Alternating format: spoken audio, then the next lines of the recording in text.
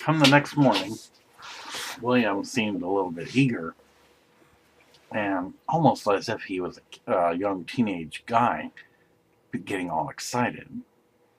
William, what are you doing? Oh, well, Daenerys, today's a great day. Really, and you find something special about today. Yes, I get to learn about your grandpa.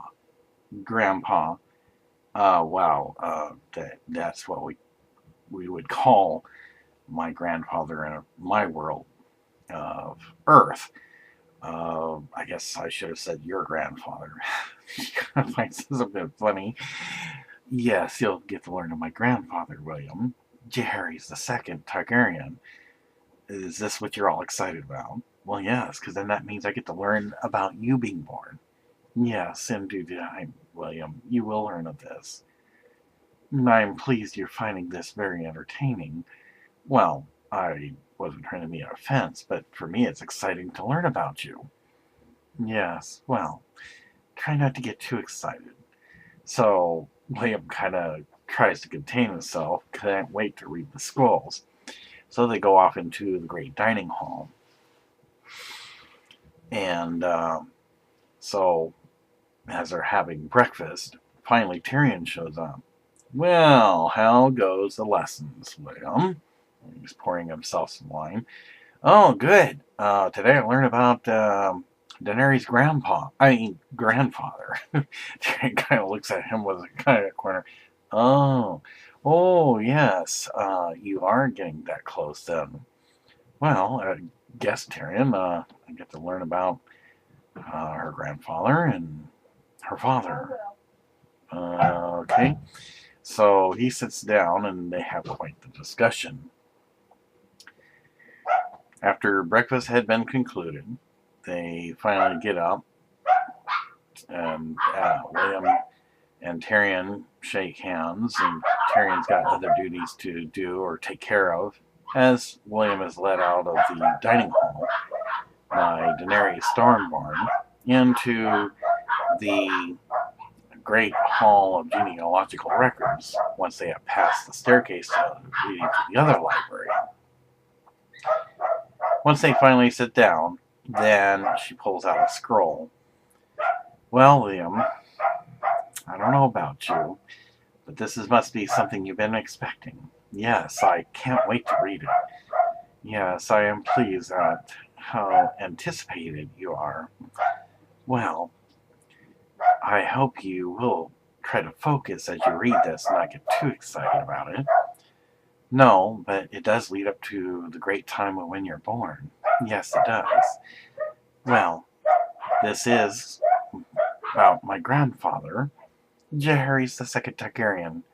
Though his ruling was a bit short, it was because of the tragedy at Summerhall that he became king.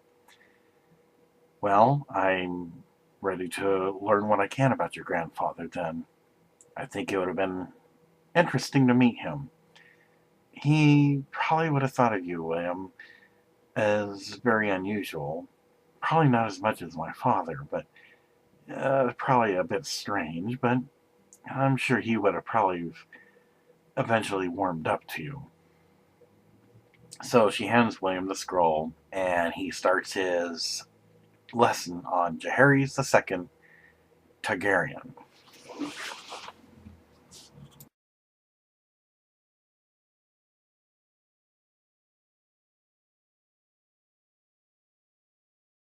Once again, one final review of the tragedy at Summerhall. The tragedy at Summerhall was a fire at Summerhall, a pleasure castle of House Targaryen in the Dornish Marches in 259 AC. The conflagration caused the deaths of, among others, King Aegon V Targaryen, his eldest son, Prince Duncan Targaryen, and Sir Duncan the Tall, the Lord Commander of the King's Guard. This is what the tragedy is about. The cause of the fire is as yet unknown, but was connected with King Aegon's desire to restore dragons to the Seven Kingdoms.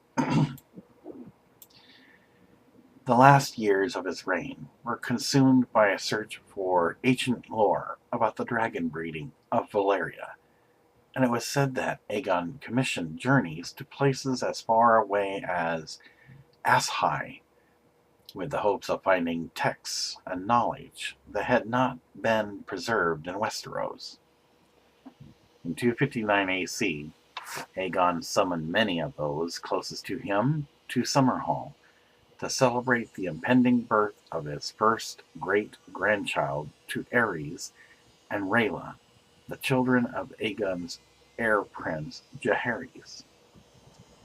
A page from Archmaester Gildane's history of House Targaryen hints at the events of the tragedy, but a mishap led to ink blotting out much of the information. The blood of the dragon gathered in one, 7 eggs to honor the 7 gods, though the king's own Septon had warned. Pyromancers. Wildfire.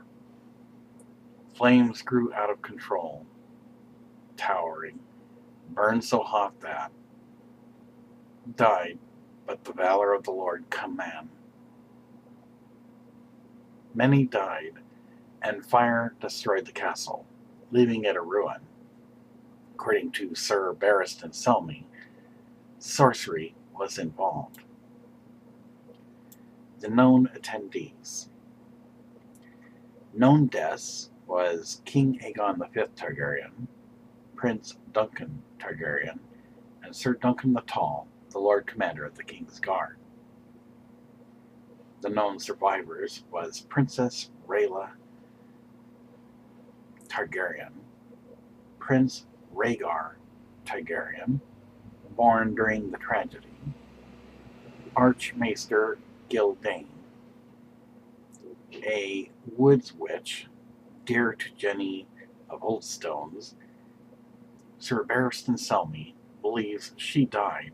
However, his description of her matches the appearance of the ghost of Highheart, who speaks of having gorged on grief at Summerhall, quote-unquote, and mentions my Jenny, quote-unquote, with grief. The aftermath. The tragedy that transpired at Summerhall left very few witnesses alive, and those who survived would not speak of it. The death of King Aegon brought Jaehaerys II Targaryen to the throne, but he had to put aside his grief and make immediate plans for the War of the Ninepenny Kings. The young Sir Gerald Hightower became the new Lord Commander of the King's Guard. Prince Rhaegar Targaryen, who was born at Summerhall amongst the flames, often returned there alone, with not even the King's Guard for company. He would sleep under the stars in the ruined hall, and would be inspired to compose songs for his heart about twilights and tears and the death of kings, quote-unquote.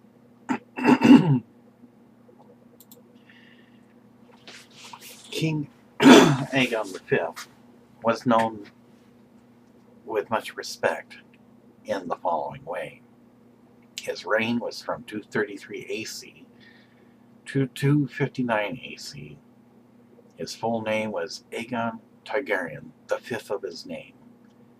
His alias was Aegon the Unlikely, Aegon the Fortunate, Egg, the Prince who was an Egg. Other titles was King of the Andals, the Rhoynar, and the First Men, Lord of the Seven Kingdoms, Protector of the Realm. He was born in 200 AC at King's Landing, and died in 259 AC at Summerhall. His royal family was that of the House Targaryen. His predecessor was Maekar the First Targaryen. The first heir was Duncan Targaryen, who renounced his rights. Then the second heir became Jaehaerys II Targaryen. Therefore, his successor was Jaehaerys II Targaryen. His wife and queen was Betha Blackwood. His issues was Duncan Targaryen, Jaehaerys II Targaryen, Shera Targaryen, Daeron Targaryen, and Rhaela Targaryen. His father was Maekar the First Targaryen, and his mother was Diana Dane. For the remainder of the Targaryen genealogical history, he would be remembered with some and utmost most respect.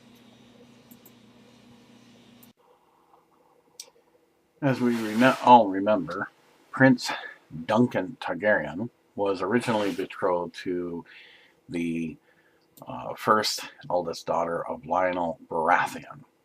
Though not much is said about her, eventually the Jenny of Oldstones, who he married in secret, eventually Jenny of Oldstones was accepted at court, where she was politely called Lady Jenny. At the same time, as we had already covered, a small council with a Septon, a Grand Maester, and Aegon V gave Prince Duncan a choice of either Jenny of Oldstones or his position as Prince of Dragonstone and heir to the throne of swords for the realm of the kingdom. And because of the feelings that Prince Duncan Targaryen had for Jenny of Oldstones, he resigned his claim and title as Prince of Dragonstone to be with his beloved Jenny of Oldstones, and got a new title known as Prince of Dragonflies. Jenny of Oldstones and the Prince of Dragonflies were a favorite subject for singers for many years. Later in life, Prince Duncan defeated Sir Barristan Selmy in the tourney at Blackhaven in 247 AC, when Barristan was only a 10-year-old squire and participating in the tourney as a mystery knight. Prince Duncan took pity on the small knight and jousted against him when no one else would, giving Barristan the nickname the Bold.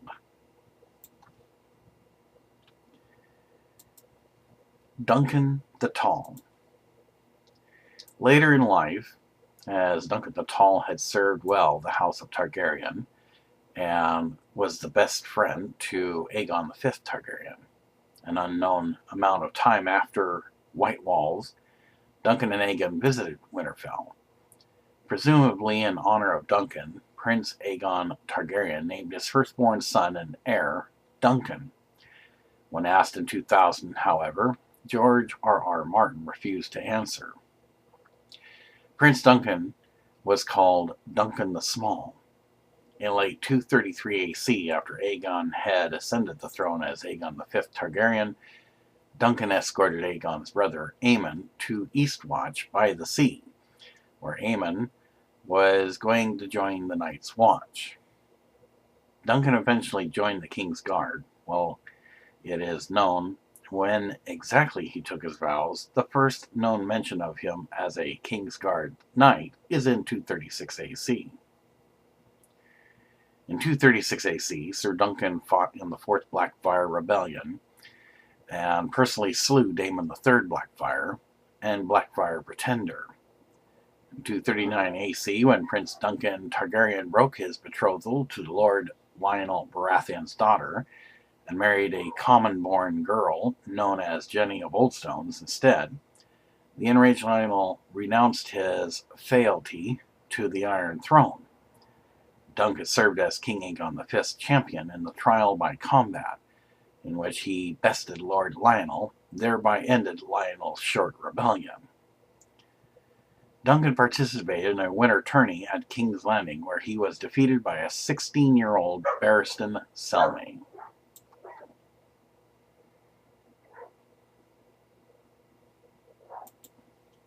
Jaehaerys II Targaryen.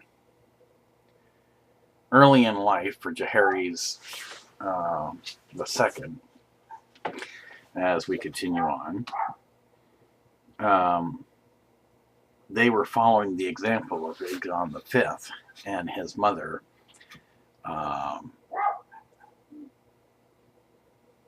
who had married for love.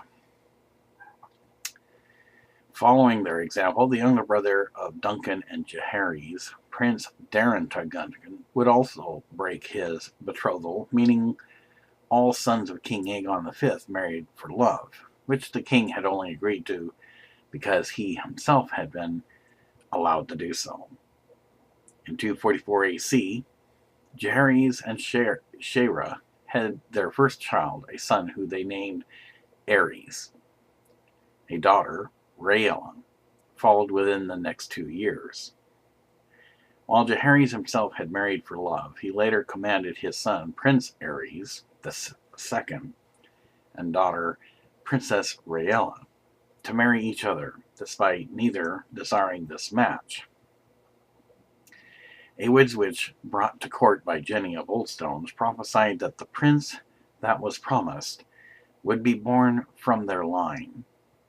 Whilst King Aegon V was frustrated by Jaehaerys' decision, he let his son have his way.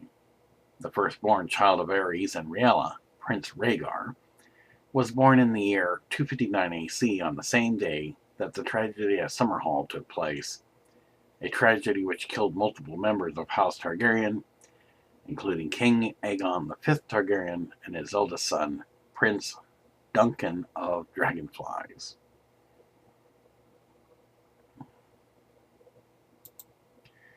Shaera Targaryen. Shaera Targaryen, sister and queen to Jaehaerys II Targaryen, was the eldest daughter of King Aegon V Targaryen and Queen Betha Blackwood, her mother. She became the queen of her brother Jaehaerys II Targaryen. In history, Shaera was betrothed to Luther Tyrell by her mother, Queen Betha Blackwood, in 237 AC, while her older brother, Prince Jaehaerys, was betrothed to Celia Tully.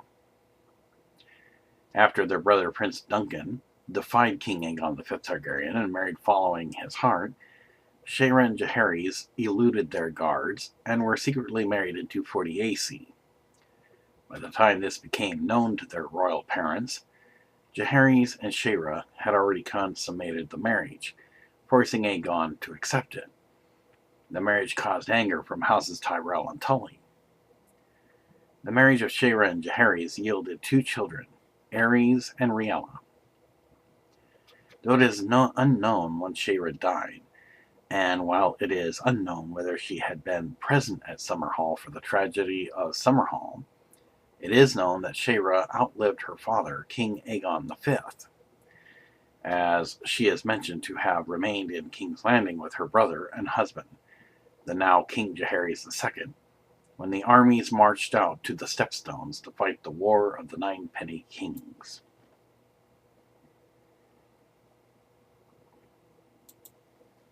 Prince Daeron III Targaryen.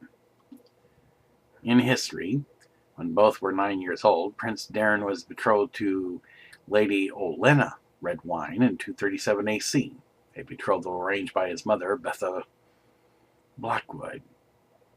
After his 3 older siblings had broken their own betrothals, Duncan to marry Jenny of Oldstones, Jaehaerys and Shaera to marry each other, Daeron broke his betrothal to Olenna as well when he was 18 years old in 246 AC. While his brothers had broken their betrothals for other women, this was not the case for Daeron. He preferred the companionship of Sir Jeremy Norwich, a young knight whom he had befriended when they were squires together at Highgarden. Therefore, he was the first Targaryen homosexual. In 251 AC, Prince Daeron led an army against the Rat, the Hawk, and the Pig. Though they managed to quash the rebellion, Daeron was killed in battle, as was Jeremy, who died by his side. As a side note, and though in theory and conjecture, and not able to be proven, Sir Duncan the Tall went after the Short Rebellion because they had enough to contend with the last of the Blackfire Rebellion, a major threat, who were on the Stepstones. So the rat, the hawk, and the pig didn't get to see the light of day from that point on, and treachery to the prince was dealt with swiftly.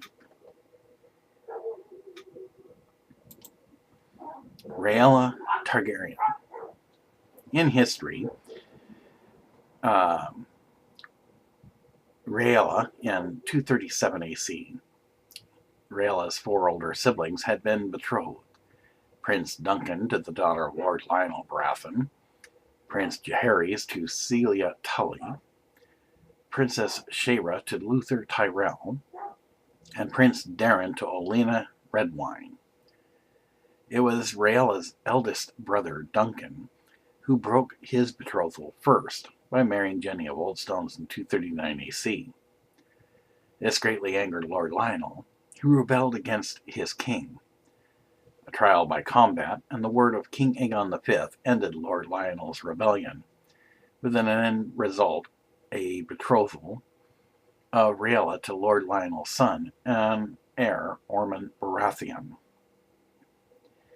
To seal the bargain, Rhaella was sent to Storm's End, where she would serve as a cupbearer and be a companion to Lord Lionel's wife. In 245 AC, the promise of King Aegon V was fulfilled, and Rhaella and Ormond were wed. Their son Stephen was born the next year. Rhaella's marriage to Ormond would eventually be part of the end of the rule of House Targaryen. Rhaella's grandchildren, through Stephen, would be Robert, Stannis, and Renly Baratheon. It would be young Lord Robert who would eventually lead the rebellion against Rhaella's nephew, King Aerys II Targaryen.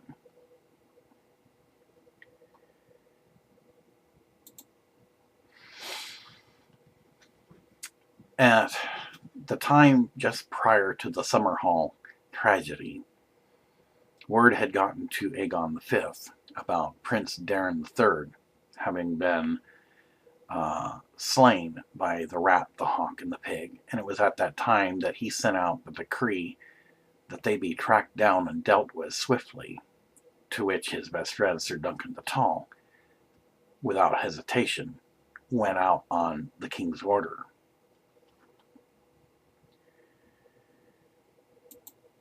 Sir Duncan the Tall, of course, found the 3 bastards and slew them with other knights of the King Guard, and thus ended the small rebellion before it got out of hand, because they had another rebellion that was still to be dealt with.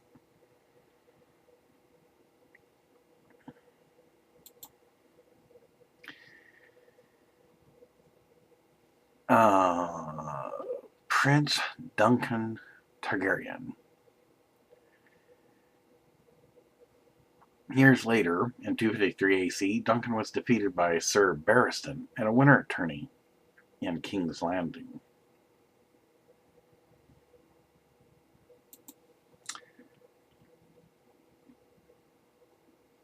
At this time, when Sir Duncan the Tall was looking for the rat, the hawk, and the pig to give out swift justice, Jaehaerys knew he had to do something, and right now his father, King Aegon V, had a lot on his mind, because his brother, Daeron III, had been slain with his homosexual lover. Though Targaryens do not believe in such abominations, because it is not natural and not a practice of the Targaryens for a man to lay with a man or a woman with a woman. Yet he had a lot on his mind. So being the prince and heir to the throne of the Iron Throne of Swords for the realm of the kingdom, Jaehaerys II called upon Barristan Selmy, and also Ormond Baratheon to accompany him with a group of several knights in armor to prepare for battle to meet this Meleys the First Blackfyre before he has a chance to put a foothold on Westeros and start his invasion. And so they depart to meet the enemy on the battlefield.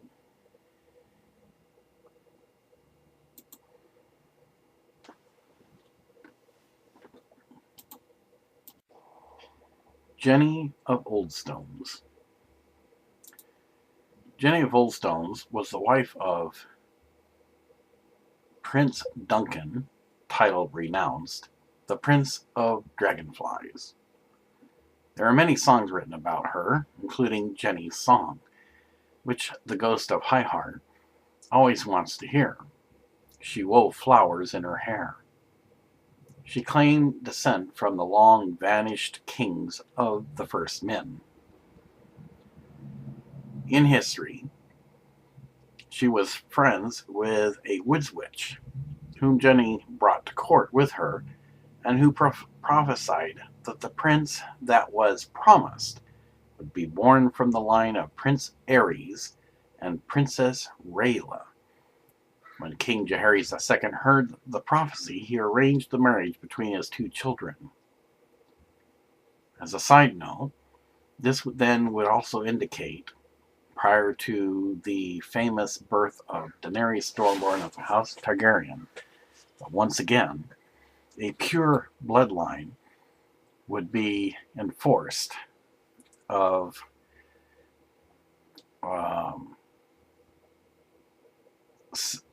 incestuous marriage, to where in order for one to hold the Iron Throne of Swords for the realm of the kingdoms, one must be pure Targaryen. So in which case, from this decree on, upon Jaehaerys II arranging and commanding the marriage between Prince Aerys, soon to be Aerys II, and Princess Rhaela, his daughter, that pure bloodline Targaryen arranged marriages between brothers and sisters would continue on even up to the time of the yet to arrive Princess Daenerys Stormborn of the House Targaryen.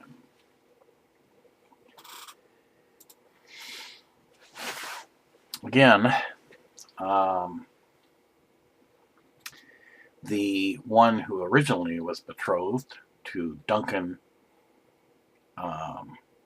Prince Duncan, who renounced his title for Jenny of Oldstones, was never much heard of again.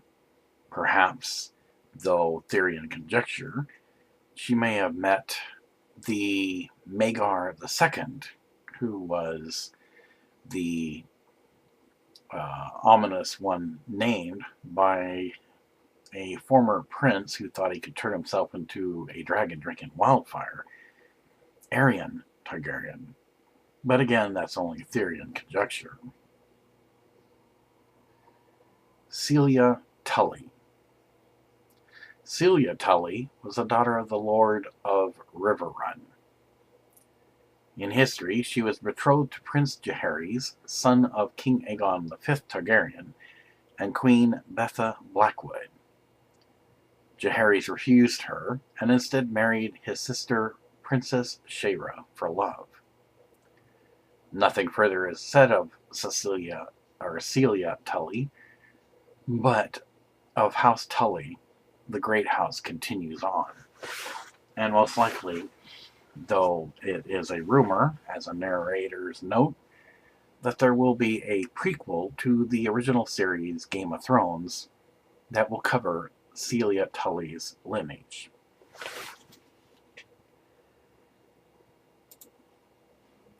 Olenna Redwyne. In history, Olenna was betrothed to Prince Daeron Targaryen when they were both 9, but she claims she did everything she could to make sure it never came to fruition. According to Maesters, it was Daeron who broke the betrothal when they were 18 in 246 AC, but Olenna speaks contemptuously of the oddness of House Targaryen. Olenna liked her husband, Luther Tyrell, well enough, as he was kind and not unskilled in bed, but she still considered him an oaf. She regrets that she did not have a chance to beat her son Mace more often when he was a child, as that would have made him more ready to heed her advice when he became an adult. Olenna is the aunt of Paxton Redwyne, Lord of the Arbor. She has twin guardsmen named Eric and Arik, whom she refers to as left and right, because she cannot tell them apart. Again, as a side note, not much more is said of her at this point in time of the Targaryen genealogical history, but she does make her appearance again in the series Game of Thrones. And as a narrator's note, there is rumors that there will be a prequel to which perhaps she will reappear again.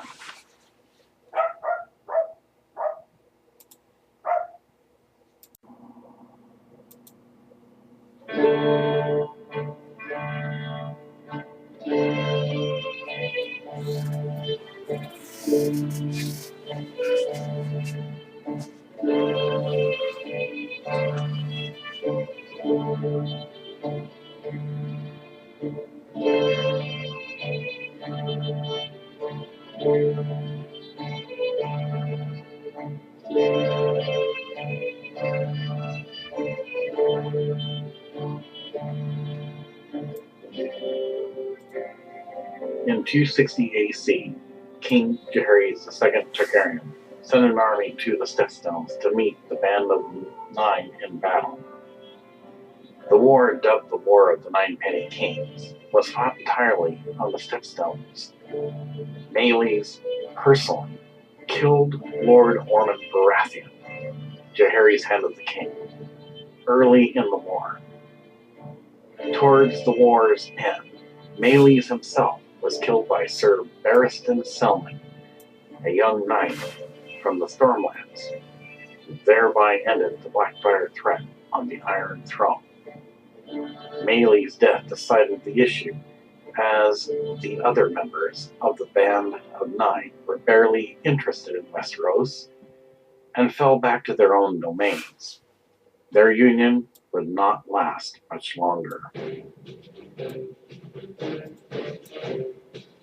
Ormond Baratheon. In history, Ormond was the heir of Lord Lionel Baratheon. Lord Lionel rebelled against the Iron Throne after Prince Duncan Targaryen spurned Lionel's daughter and married Jenny of Oldstones. The conflict was eventually settled, and King Aegon V Targaryen's youngest daughter, Princess Rhaella Targaryen, was betrothed to Ormond and sent to live at Storm's End.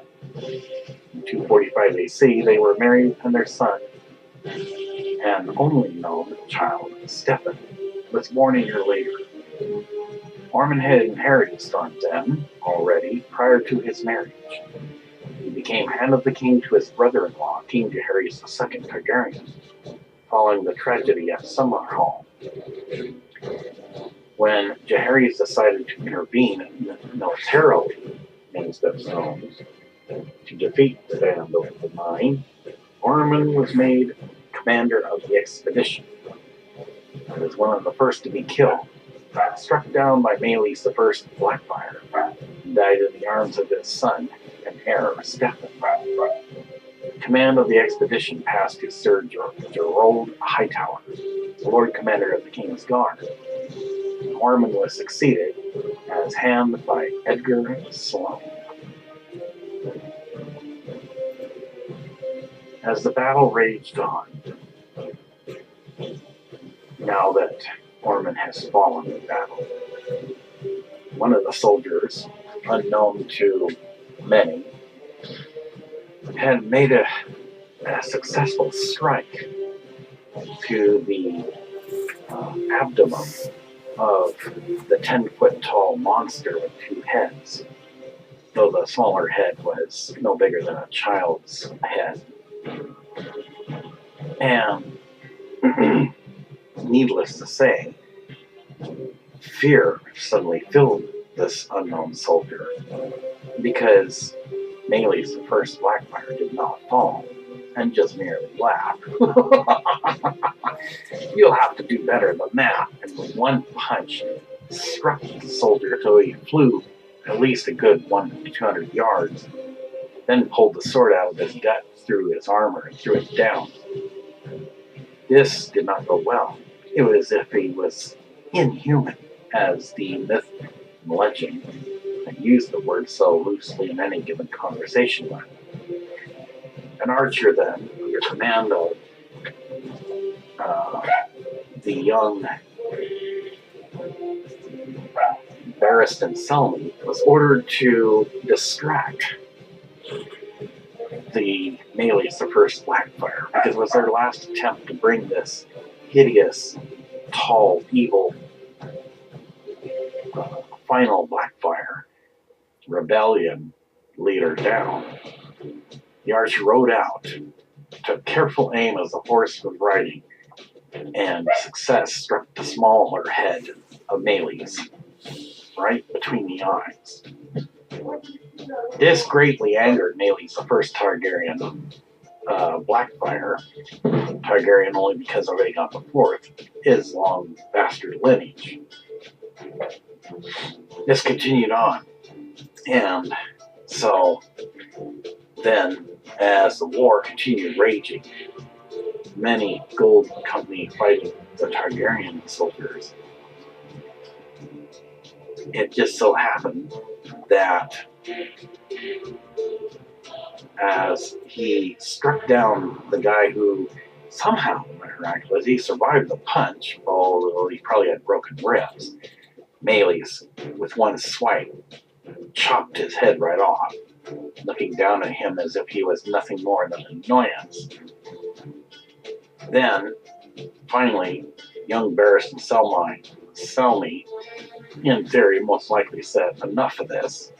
It's time to bring evil down to its knees and trample it under our feet. Maelys then, walking forward, unscathed by the stabbing of the sword that struck his armor the first time, starts marching forward. Well, if you're going to teach me something new, let us have at it. It won't hurt much. They get into a sword fight, and the war continues on. And almost at the point where, like before, with Daemon the Fourth Blackfire, who was challenged by trial to combat to lead the Golden Company, is almost getting worn down. Because while Barristan Selmy may be tall, Maelys, the first Blackfire, the monster with two heads, is 10 over 10 foot tall. As he swung the first time, it missed, but the next time, he was able to disarm Barristan as before, and is about to make this lethal blow. The archer again strikes a perfect shot right in between the eyes of Maelys the First. At that very quick instant, Barristan Selmy grabs up his sword again, and this time in an upwards motion, struck through the armor, this time piercing the heart, if there is one, Maelys the First Targaryen. And in such a blood-curdling scream, it sent chills down on both sides, as if he was part man, part beast. Though not as big as the small folk giants, came down to his knees, and everybody scrambled out of the way and slipped about 2 or 3 feet to the foot of Jaehaerys II, who was standing by. This finally was the end of the Blackfire Rebellion. When it was all over, Golden Company, as the other Targaryen soldiers are cheering, then gets quiet and they look at each other. Barristan Selmy approaches the commander of the Golden Company. Now's the time for you to surrender. I don't know. Maybe not today, and I don't think I'll be surrendering anytime tomorrow. You know that makes us enemies. Yes, but I think if we have had enough bloodshed for today, perhaps, maybe, we need to go find some other occupation that we can win. Barristan Selmy kind of thinks that this is an odd statement by him. So, in a gesture of giving up his sword, because again, it would be treachery for one who gives up his sword to strike him down, throws down his sword so that it swings back and forth as the point went into the ground. You have my oath on this sword. We shall not return to Westeros. We will find mercenary work in Essos. And so he, with a gesture of his hand, commands the Golden Company to retreat and head back to Essos. Then, Barristan Selmy looks towards Jaehaerys II. Shall we pursue? No, we shall not. We're not. He has given up his sword. I don't see him being a threat to us any longer. He tires of always being in a battle that he can never win. After all, Blackfyre has lost, 5 times now? I don't see him being a problem anymore. So with nothing else being said, and that being the prince's final words, then Barristan Selmy takes the sword of the commander of the Golden Company, and they in turn return back to King's Landing.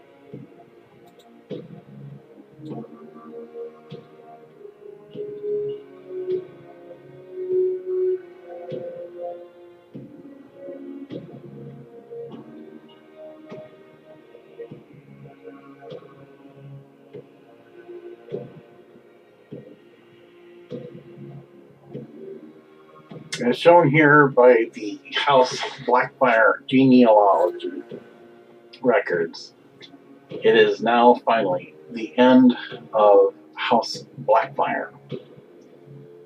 Now, furthermore, though it was a new sequel, it's also the end of the House of the Band of Nine.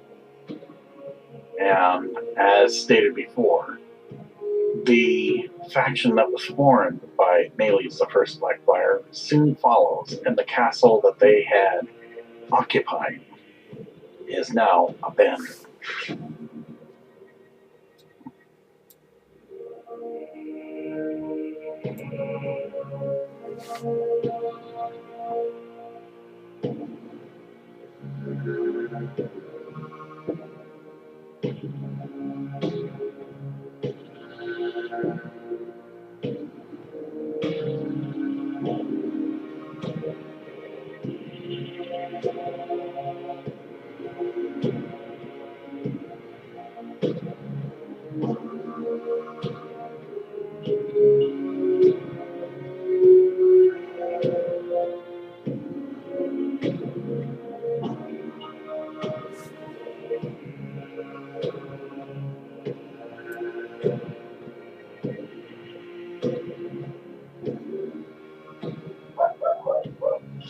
At the point of the tragedy at the Summerhall, the tragedy started at the same time Jaehaerys II, Prince, and Rhaegar Targaryen, his sister's husband, Ormond Baratheon, were fighting it out with Meleys the First Targaryen. So, since this was going on at the same time, they were not aware of the tragedy that would befall King Aegon V Targaryen, who was trying to hatch dragon eggs. No one knows how the fire started. Some claim it was some type of sorcery. Others dare not speak of it, because they believe it's a curse from Meleys the First Targaryen. In either case, among those who had perished in the fire, including now former King Aegon V Targaryen, was Prince Duncan Targaryen, title Renounced, and later known as Prince Duncan of the House Dragonflies, because he chose Jenny Oldstones to be his wife,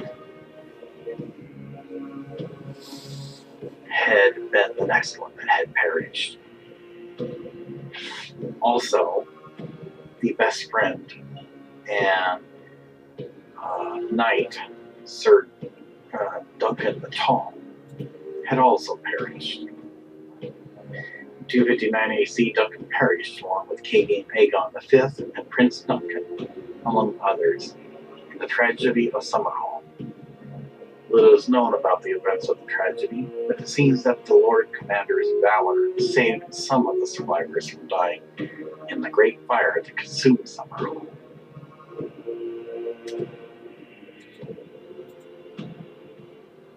The cause of the fire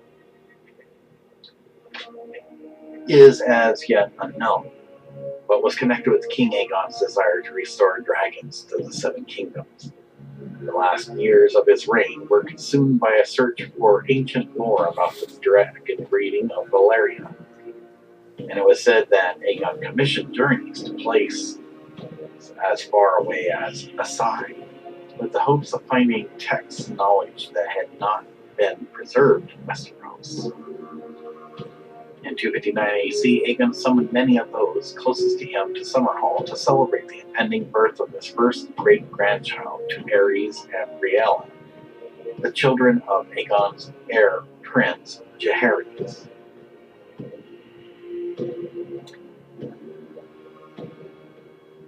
The tragedy at Summerhall was a fire at Summerhall and pleasure castle of House Targaryen in the Dornish Marches in 259 AC. The conflagration caused the deaths of, among others, King Aegon V Targaryen, his eldest son, Prince Duncan Targaryen, and Sir Duncan the Tall, the Lord Commander of the King's Guard. The aftermath that followed was that the tragedy that transpired at Summerhall left very few witnesses alive, and those who survived would not speak of it. The death of King Aegon brought Jaehaerys II Targaryen to the throne, but he had to put aside his grief and make immediate plans for the War of the Nine Many Kings. The young Sir Gerald Hightower became the new Lord Commander of the King's Guard. Prince RHAEGAR Targaryen, who was born at Summerhall amongst the flames, later on in life, often returned there alone, with not even the King's Guard for company. He would sleep under the stars in the ruin hall, and would be inspired to compose songs for his heart of twilights and tears and the death of kings, quote-unquote. The grief that was put aside by Jaehaerys II was when he was en route back to King's Landing. So by the time he got there, though he had intentions of informing his other siblings that were still alive, they had already known. And so now they have to put their pieces together after mourning and attend a council to see if anybody else had any claims to the Iron Throne, for which then he would later be crowned the next heir and king of the Iron Throne of Swords for the realm of the kingdom.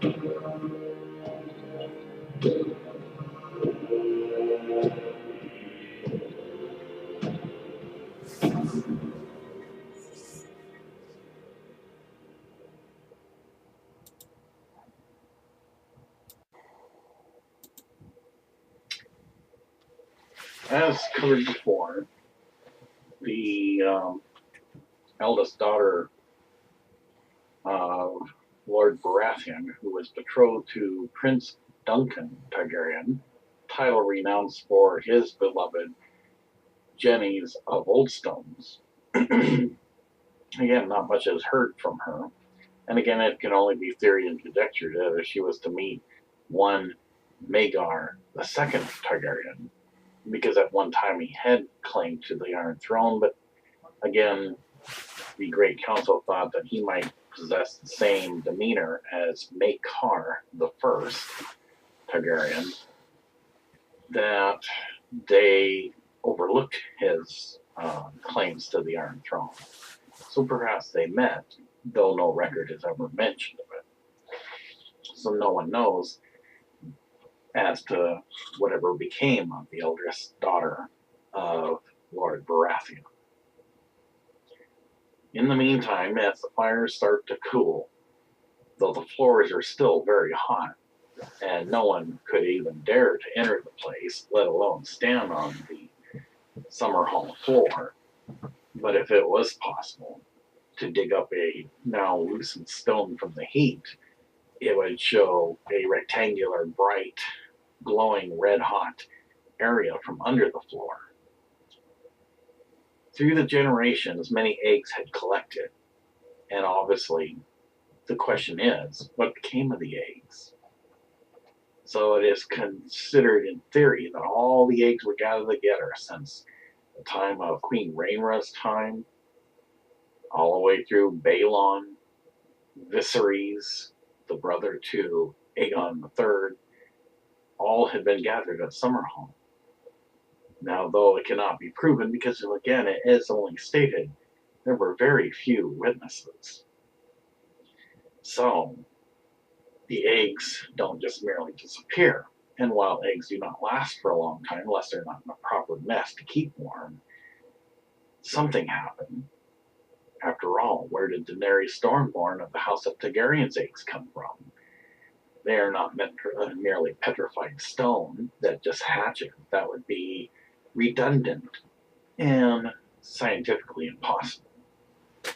So, as it was before, at the time of the Dance of the Dragons, when a cluster of eggs hatched and disappeared wherever the last three surviving ones of the Great War from way back in Queen Rhaenyra's time, more wild dragons hatched without anybody's knowing it, and thus they would carry on and follow to wherever dragons go, so that one day, when Daenerys Stormborn of the House of Targaryen is born, she will have her first 3 dragon eggs.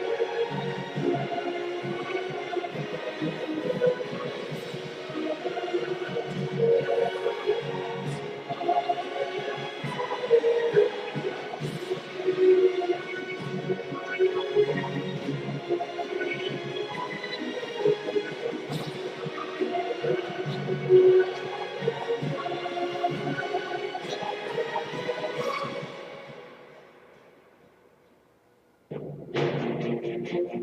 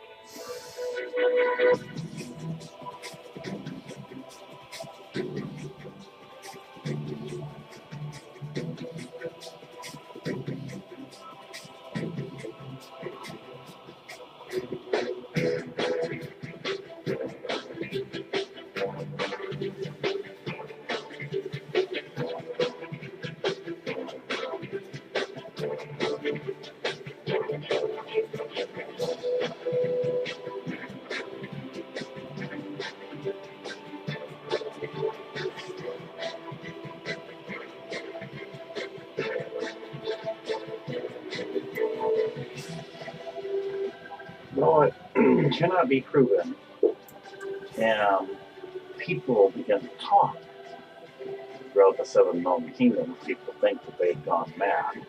Or perhaps they've been north of the wall too long, standing in the cold without their fur coats. But in any case, people see shadows. If they are fortunate enough to see a dragon, and as everyone knows, a wild dragon, it probably won't let you live long enough to confirm their existence. But those who see the shadows look up and see silhouettes or shapes in the sky moving. Are they really the return of the dragons? Are they going to? Who's to say? But anyone knows that anything that does come up, and as much as it is set in the realm of the kingdom, a rumor is just that, just a rumor. You need to have proof to confirm what you see. Otherwise, everybody will think you've gone stir crazy. In any case, the proof will eventually come at the time when Daenerys Stormborn of the House of Targaryen is born. Married to one savage, a Dothraki, when she receives dragon eggs as a wedding gift.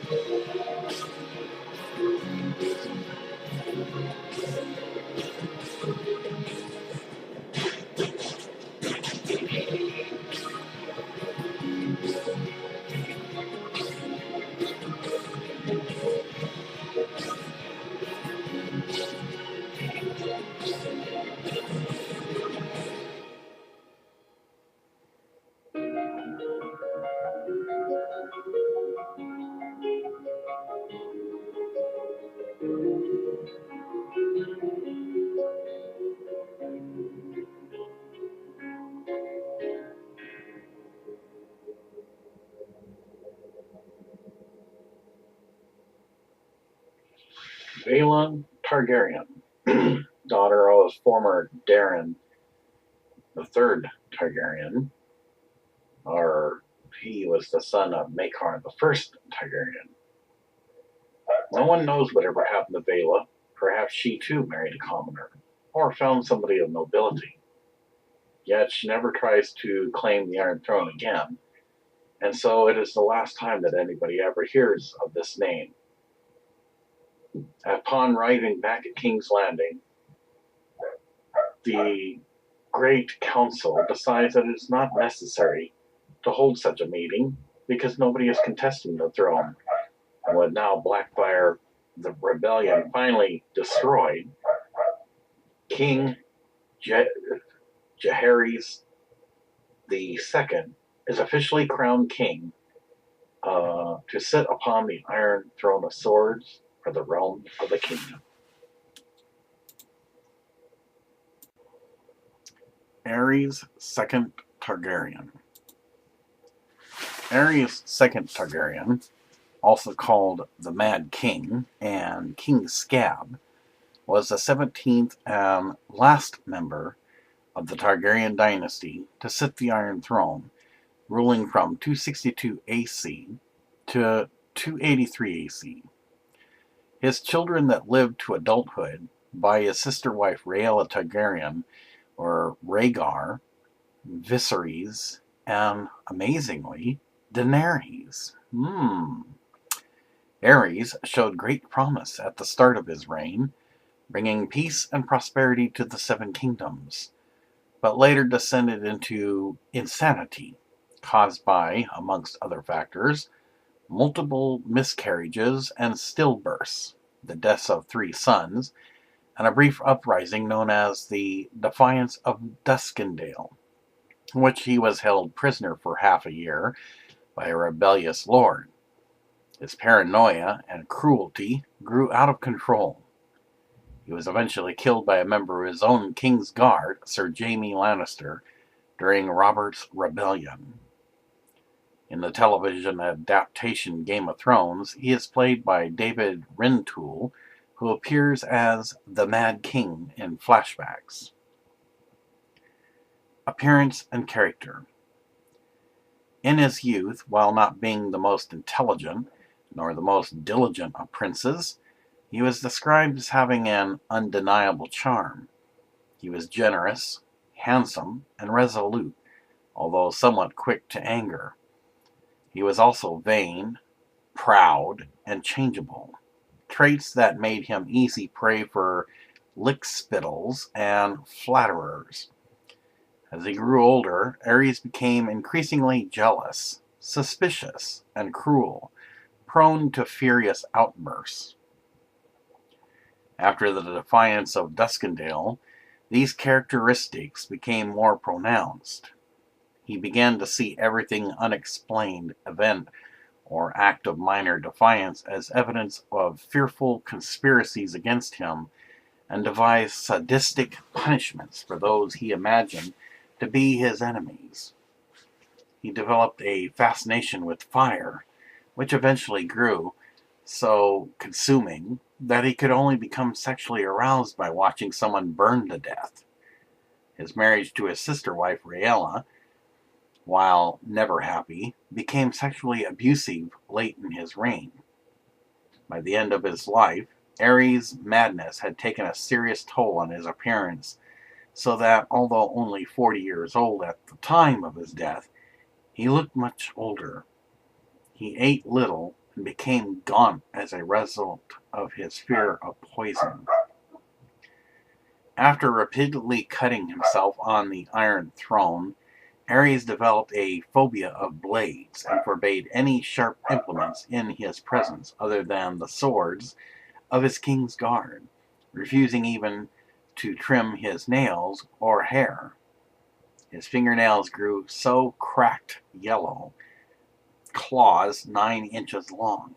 His beard was matted and unwashed, and his silver gold hair hung down to his waist in wild tangles. His arms and legs were always covered with scabs and half-healed cuts from the Iron Throne. He wore the elaborate dragon-emblazoned crown of Aegon the Unworthy.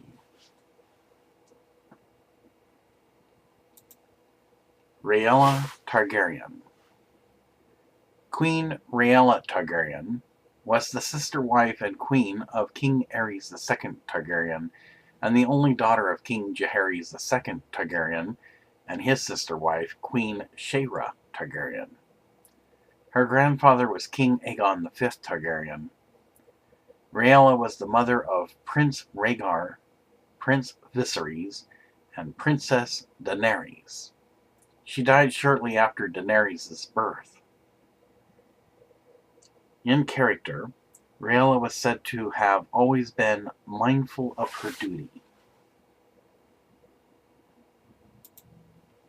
Steffon Baratheon. Lord Steffon Baratheon was a head of House Baratheon and father to Robert Baratheon, Stannis Baratheon, and Renly Baratheon. He perished at sea in sight of his castle, Storm's End, along with his wife, Cassana Estermont, while returning from a trip to the Free Cities. He was the first cousin of King Aerys II Targaryen. In history, Steffon served as a page in King's Landing, where he became good friends with Prince Aerys Targaryen and Tywin Lannister. Steffon participated as a squire in the War of the Ninepenny Kings. He became Lord Paramount of the Stormlands once his father, Lord Ormond Baratheon, was struck down by Maelys first Blackfyre in 260 AC, with Ormond dying in his son's arms. Steffon once hosted a tourney at Storm's End, but he was defeated in the tilts by Prince Rhaegar Targaryen. In the wake of the defiance of Duskendale, Steffon's old friend Aerys, now King Aerys II Targaryen, summoned Steffon to court and named him to the Small Council. In 278 AC, Aerys sent Steffon to Volantis to find a bride of noble birth from an old Valyrian bloodline for Prince Rhaegar, and it was rumored that Aerys intended to replace Tywin as Hand of the King with Steffon upon the latter's return. Steffon failed to find a suitable bride for Rhaegar, but he did send a message to Storm's End saying that he had found a very good fool. According to him, the fool was so funny, he would teach Steffon's second son, Stannis, how to laugh. On the return voyage, Steffon's ship, the Windproud, was caught in a storm while in Shipbreaker Bay, and sank within sight of Storm's End, killing Steffon along with his wife, Cassana Estermont, and 100 men. The only survivor was the fool, Patchface, who had lost his wits. According to Grand Maester Pycelle, Aerys was enraged by Steffon's death and believed it had been arranged by Tywin for fear of being replaced as Hand. Steffon was succeeded as Lord of Storm's End by his eldest son, Robert Baratheon. Cassana Estermont. Lady Cassana Estermont was a member of House Estermont and the wife of Lord Steffon Baratheon. With Steffon, she had 3 sons, Robert, Stannis, and Renly. In history, King Aerys II Targaryen sent his cousin Lord Steffon and Cassana to the Free Cities to search for a bride for his son, Prince Rhaegar Targaryen. Their quest was unsuccessful, but they did find a remarkable fool called Patchface. During the return journey, their ship, the Windproud, was caught in a severe storm. Within sight of Robert and Stannis, who were standing on the towers of Storm's End, the ship was smashed on the rocks and sank in Shipbreaker Bay. Cassana, Steffon, and hundreds of men drowned. Patchface was the only survivor. For the family of A Clash of Kings, Chapter 42, and A Storm of Swords, Chapter 36, state Cassana's father is the still loving Lord Estermont. A World of Ice and Fire indicates that Eldon Estermont is the Lord Estermont who kneels to Joffrey Baratheon after the Blackwater. However, Eldon has been mentioned as the Baratheon brothers' uncle and great-uncle. Because of the contradictory information, there are different possibilities for the Estermont family tree. However, you'll have to see and research House Estermont theories.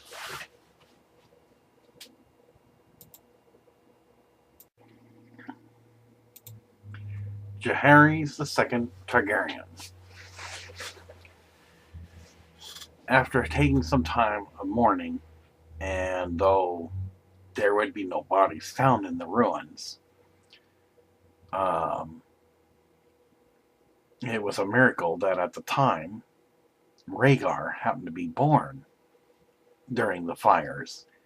So they consider Duncan the Tall to be a hero for having saved the Princess Shaira, who was pregnant with Rhaegar, though he lost his life, as he also saved many others.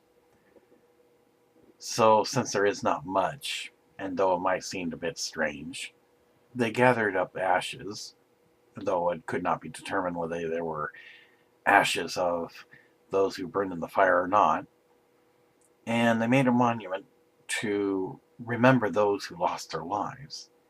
But for those like former King Aegon V Targaryen and first Prince Duncan Targaryen, who at the time renounced his title for his beloved Princess Jenny of Oldstones of the small house of Dragonflies, they just simply remembered him as Prince Duncan Targaryen, even though he renounced his title, because he was also the firstborn son to Aegon V. Also, a first-time knight who had served the House Targaryen well, Sir Lord Duncan the Tall, was also recognized.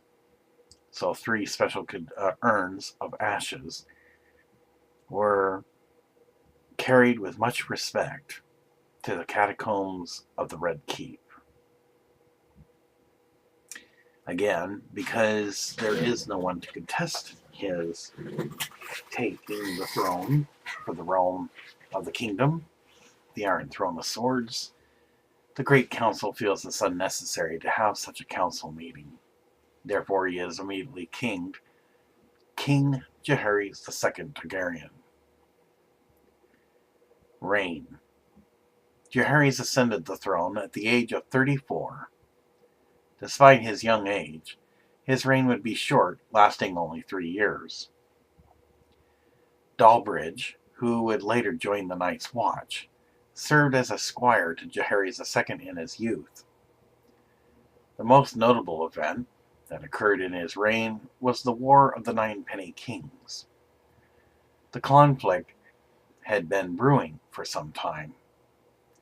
The Band of Nine seized the Stepstones, and Jaehaerys feared they would use the islands as a base of operation to launch a war on the Seven Kingdoms. Despite being the least martial of Aegon V's sons, he proved capable of defending realm from the Blackfire pretenders Meleys the Monstrous. Wanting to end the Blackfire threat once and for all, Jaehaerys assembled the armies of the Iron Throne.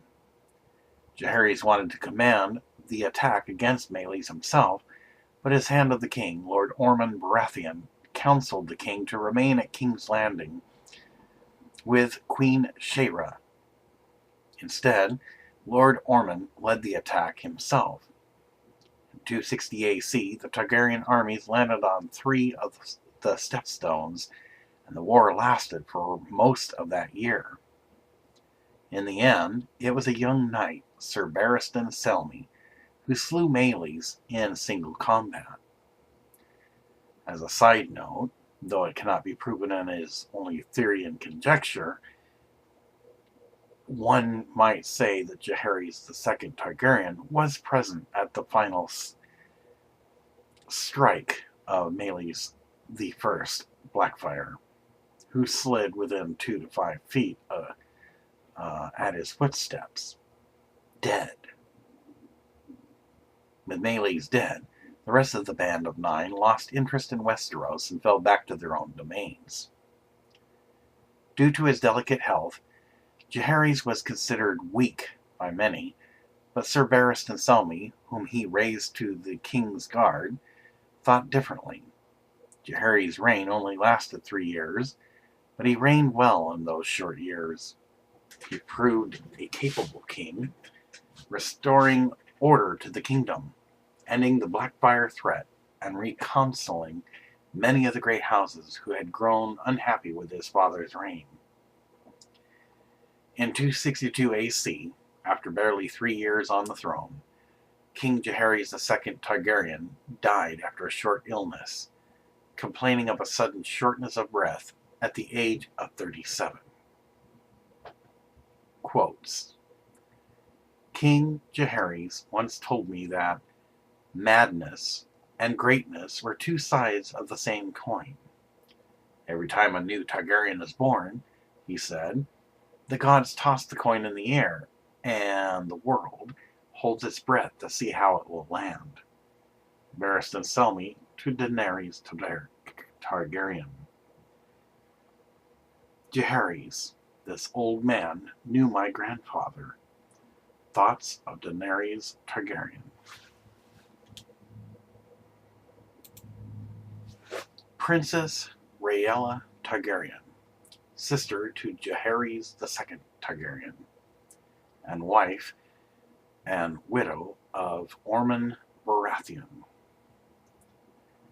Rhaella's marriage to Ormond would eventually be part of the end of the rule of House Targaryen.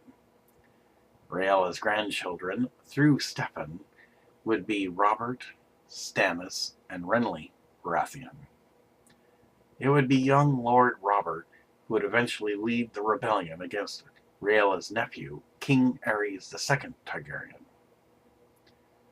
In legacy, thus through Rhaella, Robert Baratheon descended from King Aegon V Targaryen and thus had a blood claim to the Iron Throne, which the Maesters used to justify the outcome to Robert's rebellion.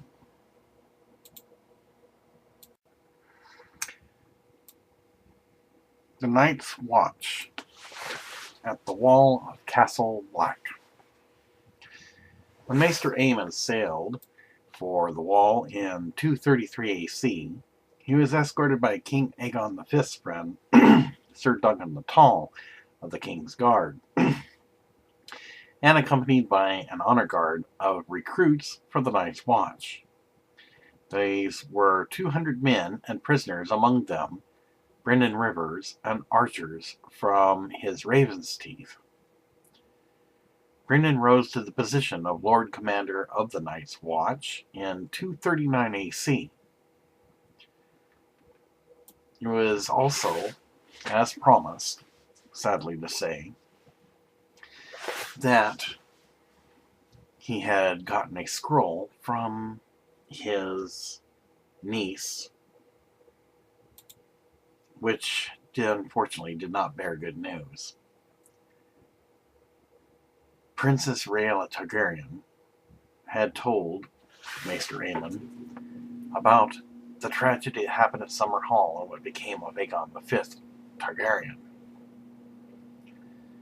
This brought great sadness because he favored his young brother as much as they used to tease each other and make jokes about his squire title, Egg. She continued on that there was more tragedy, that the Blackfyre Rebellion finally came to an end and the evil giant, Meleys the First Blackfyre, was slain by a brave knight. But it also took her husband's life as well, Ormond Baratheon. But she also had good news that before Sir Duncan the the Tall, a lord and best friend to Aegon V, also lost his life. He saved his other niece, Rhaegar Targaryen, sister and queen wife to Daenerys the second Targaryen, and that between the two of them, Rhaegar Targaryen was born. So, out of the much tragic news that he was reading, at least there was something good that came out of all of this. In any case, throughout the time he spent at the Wall at Castle Black, nobody seems to know why, but either because of his age and because the snows could be so blinding white at the Wall that perhaps he got snow blindness. In either case, he did go blind, and for a while he was bald and had no hair. But eventually, by some miracle, and perhaps only because it happens to a Targaryen and not anyone else of the 7 known kingdoms, he started growing hair again, but this time it would be white. But his eyesight, being blind and lost, would remain unchanged for the remainder of his days. He gave praise and made a good report, though it would not reach Aegon V Targaryen, his younger brother, because him being deceased now, but nevertheless to Daenerys II Targaryen, that, as promised to his father, Brynden Rivers, known as Bloodraven, was progressing well, and that he is now Lord Commander of the Night's Watch. So with that, he concluded his letter and sent the Raven off to deliver the message. And thus ends this very short reign of King Daenerys II Targaryen's historical ruling.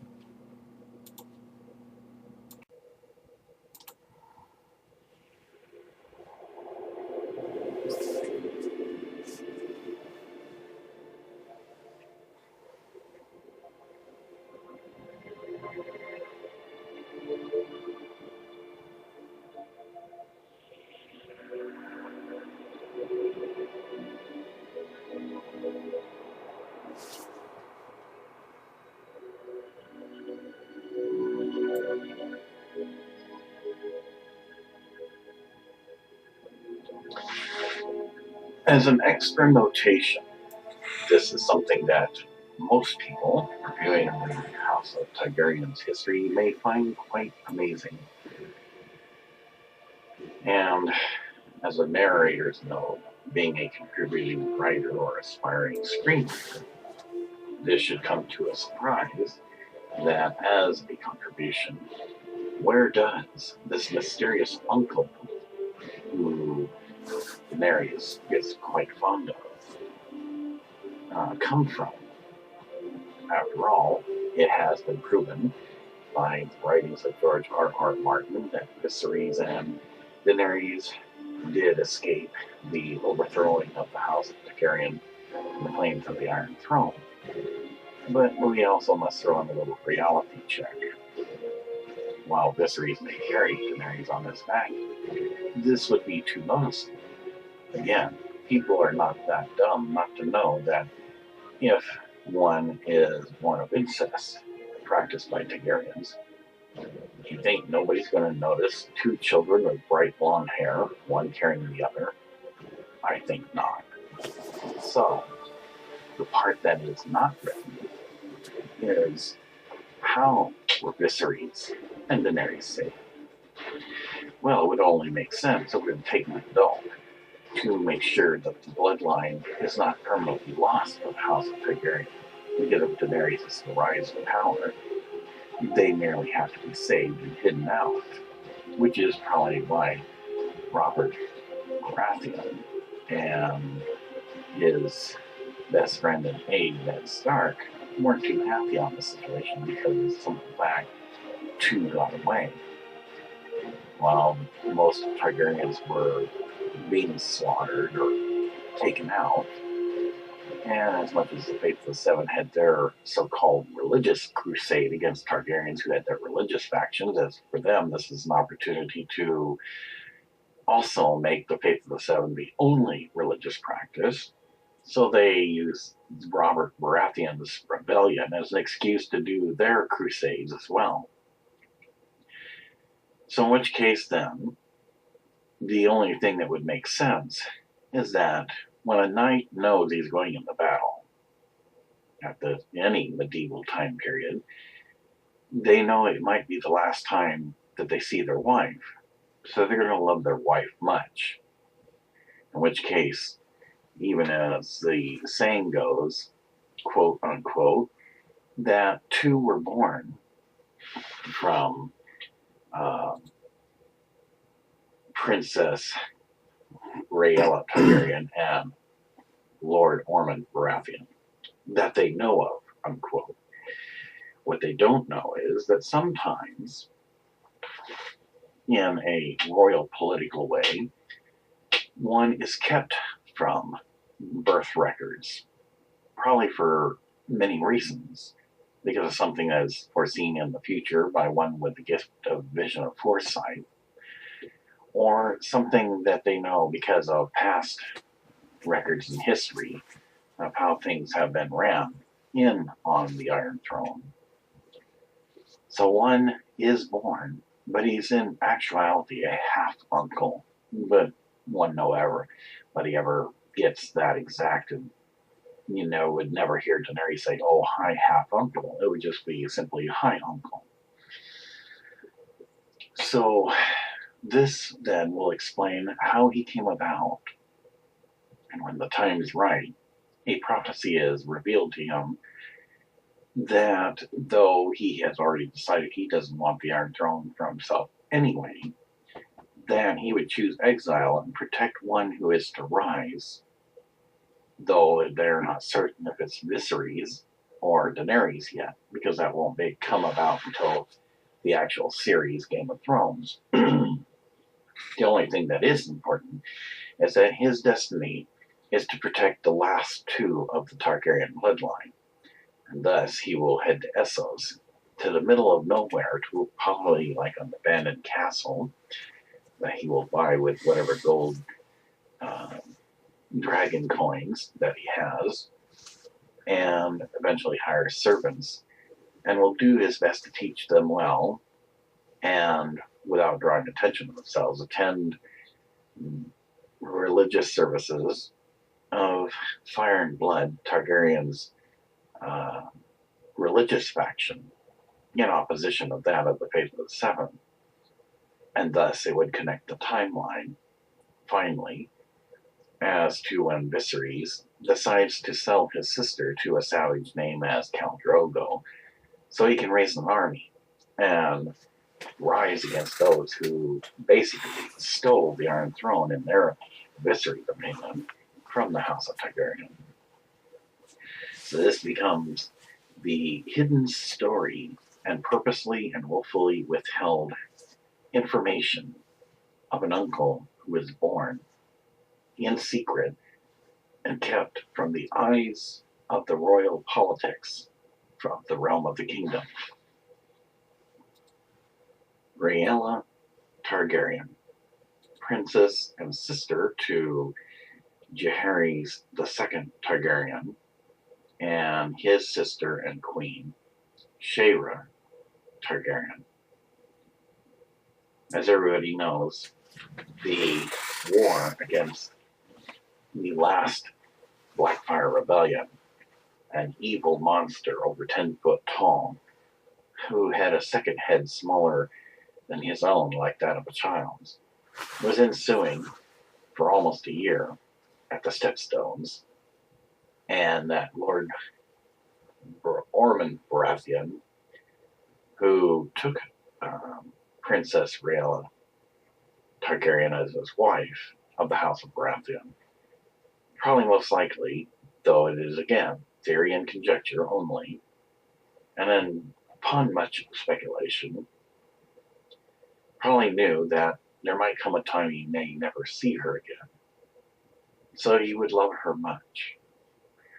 Unfortunately, this does come to pass, and he unfortunately is slain by Meleys the First Blackfire. When the war is over, young Barristan Selmy does the saddened duty of informing her that he had fallen in battle, but died with much dignity. Jaehaerys also is informed of this, and Jaehaerys does much that he can to give his sister comfort. However, what no one knows is that there was another baby. This baby had brown hair, much like her now deceased husband, Lord Mormon Baratheon. The baby seemed to have always a look of wisdom, always curious, that you couldn't pull anything without the baby always looking at you as to what you're up to. This could be a good omen. She raised him on her own, and while her hair goes from bright blonde to kind of a blonde silver, she didn't mind the fact that she was a single mom. And again, there's no proof that she didn't remarry anyway, because there's no record of this mentioned anywhere. As the young boy grew up, he became known as Aegon Jaehaerys Baratheon. Aegon because of Aegon V. Jaehaerys because after Jaehaerys had passed away, and being such a good brother, it was only fitting that he should have two names of two good kings. She one day gets a visit by one who is also a hero, Jenny of Oldstones, but she brings with her a mysterious lady who kind of looks sinister and carries a staff with a crystal on it. Of course, Prince of Targaryen is not one much for sorcery. Perhaps that's also a character trait that somehow passes on through Daenerys, that she wasn't much into sorcery either. However, again, that's just a theory. But Jenny has brought her only to tell her that she has a destiny, and that never can he be reported on genealogical records, that is to be kept under the eyes, watchful of the 7 known kingdoms, because he has a destiny to save 2 who are prophesied to rise to power from the bloodline of one who shall have the throne, Aerys II. So the first thing that she does is keep him under the scope and watch behind the kingdom, and never have her reporting his birth to the ones who keep genealogical records, even though they did a poor job because there was a lot of others throughout the history that haven't been properly reported, is to send him to the citadel, not because he's going to be a maester, but to give him much education. While there, he grows up and gets his 16th birthday celebration, because at that time, when you're 16, you were a man. He learned much about politics, Targaryen laws of the realm of the kingdom, and pretty much grew in wisdom and stature. Then, for geography, because scrolls and books were still being developed on such things, he got to travel the known world. And the 3 places that he got to travel was Lys of Essos. From Lys, he traveled and visited Tyrosh, which once had been sacked, and learns of the various cultures, how people are different, and yet how people can be respected for their difference in cultures. He finally goes to Volantis and learns of one that goes way back when, who was a princess that decided to open up a type of brothel. And even at one point in time, hears of a man that he probably most likely won't meet yet, known as Littlefinger. Littlefinger, of course, is a very young guy with a goatee, and at first is very a promiscuous guy, like being surrounded by naked, nude ladies, and sees a future for occupation of turning many coins for the kingdom. But he never gets to meet the guy in person. As he grows up then into a young man, he has long brown hair, and he earns himself a title as a Lord Aegon V Baratheon. Eventually, he does, on occasion, meet with Aerys II, but Aerys II doesn't say much about him. He gets to work in the palace, doing whatever duties that are assigned to him, and still keeping under the watchful eyes of the kingdom not to draw attention to himself, because again, he's not even on a genealogical record. He goes to, without being noticed by the Faithful Seven, to the House Targaryen's Fire and Blood religious order, where he meets Daenerys Targaryen. She tells him of the treacherous things about the Faithful Seven and how they differ from that of their religious order. That there is no shame in being new, or the simple fact that there is no shame in the world. You have the acceptance of the Faithful Seven if one has acted in an abomination with a man laying with a man, or a woman with a woman, or doing certain incestuous practices, which is the practice of Targaryens, that their way of punishment after being held is to march down the street by naked where people can throw the contents of their chamber pot and everything on you, ringing a bell and hollering shame until you've gotten to your destination. This is not according to the priestess, the second one for the Fire and Blood religious order, a decent way to be treating somebody. So the Faith of the Seven is to be not trusted. And when coming to the religious faction of the House of Targaryen, that Lord Aegon is to make sure he's not being followed. As time goes by, he hears these rumors about dragons. He, like everybody else, thinks it's a hoax, and that people kind of got crazy because there hasn't been any dragons for a while. However, he becomes the first ever to survive and live to tell about it. He goes to the ruins of Summerhall, and lo and behold, although he thinks at first it's just shrubbery because it doesn't move, and as he stares at it, he accidentally stumbles on a rock which draws his attention. With a loud flapping of the wings, it comes down and lands into one part of the ruins, and with a beastly snort and a screech, much like a type of dinosaur growl or something, makes an awful shriek. The green beast with great wings, though he be a wild dragon, looks around, listening, tilting its head as if it's trying to hear what was going on.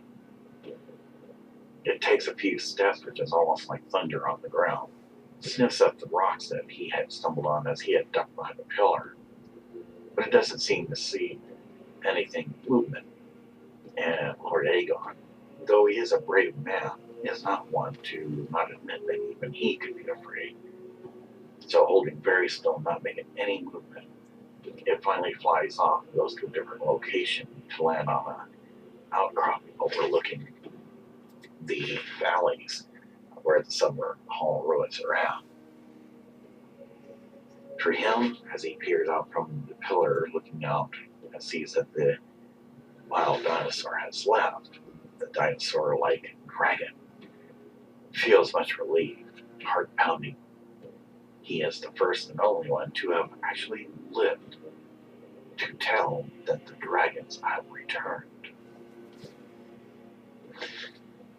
Many years later, as he is doing his duties, he gets a visit from this widow, Princess of Dragonflies, known as Jenny of Oldstones, and tells her that at one point in time she had visited his mother with one who is sometimes called the Ghost of High Heart.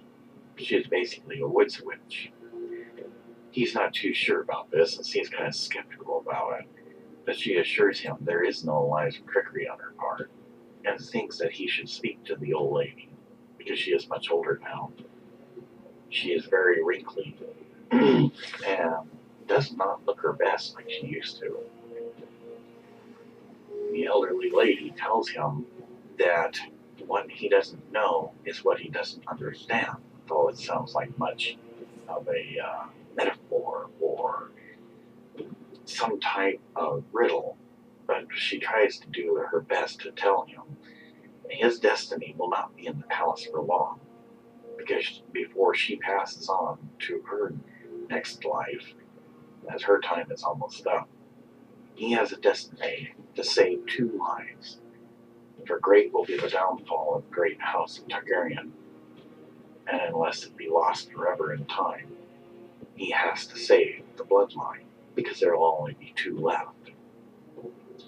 He has had many questions for which she answers, and finally in the end she tells him that he will have to choose exile, and he assures her he's never had any interest in the throne anyway, after learning much about the politics and everything, because everybody is always out to get somebody, or staff somebody in the back to have the upper hand or upper edge, and it's just not something he is interested in continuing or following himself, and that he will refuse if offered the crown.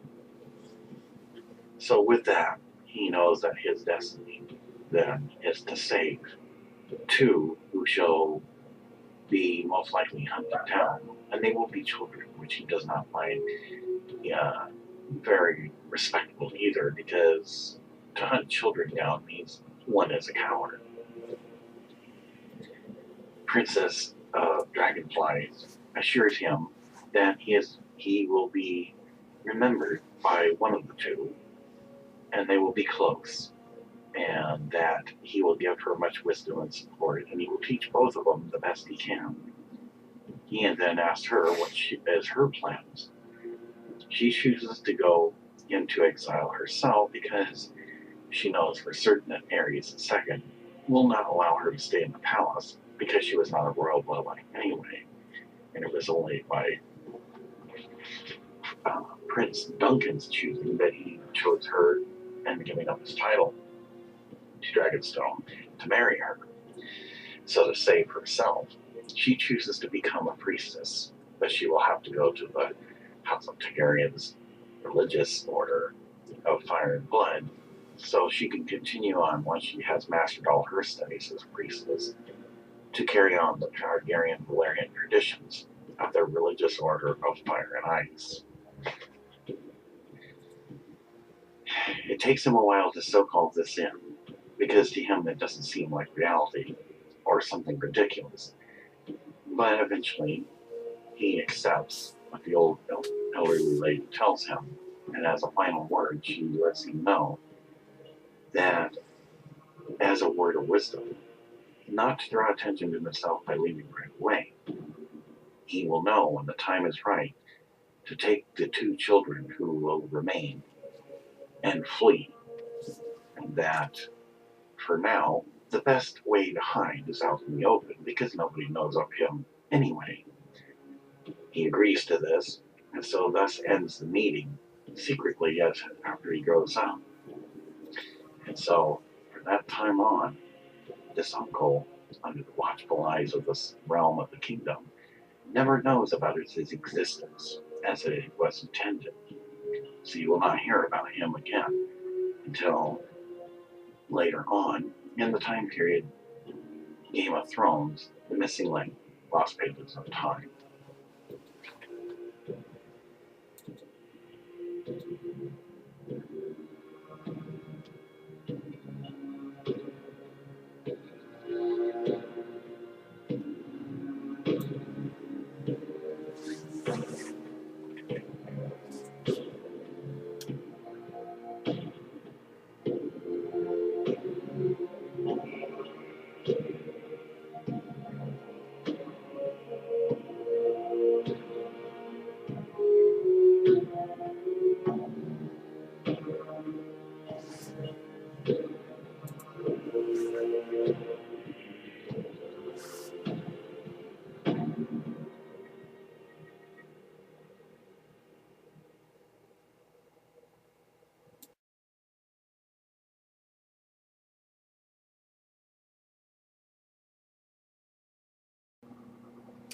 As William finished reading the short 3-year reign of Daenerys Stormborn of the House Targaryen's grandfather, or as William kind of somewhat humorously put it, from his world, the dark blue star that shines brightly in the blaring night sky, her grandpa,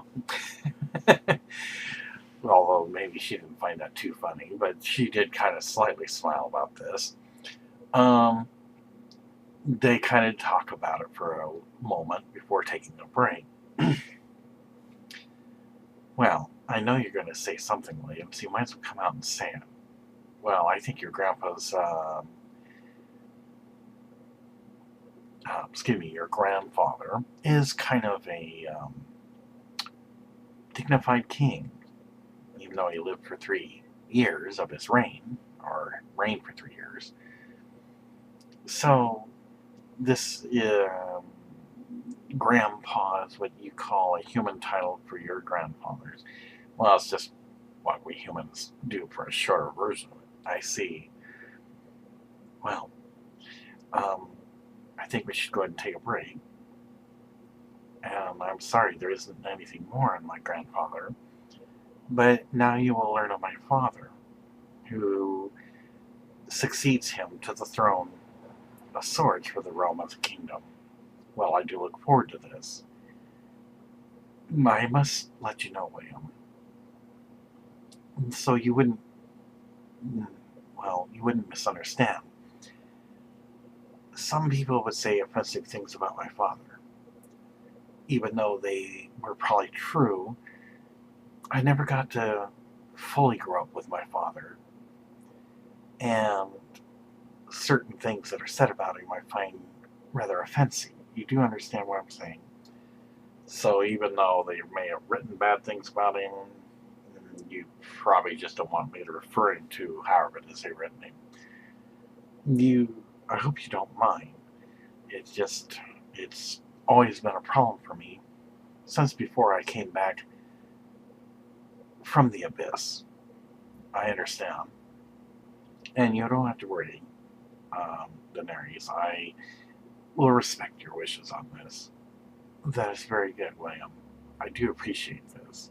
And so with that, they get up, go past the staircase that leads to the other library, and out to the palace patio to take a short break.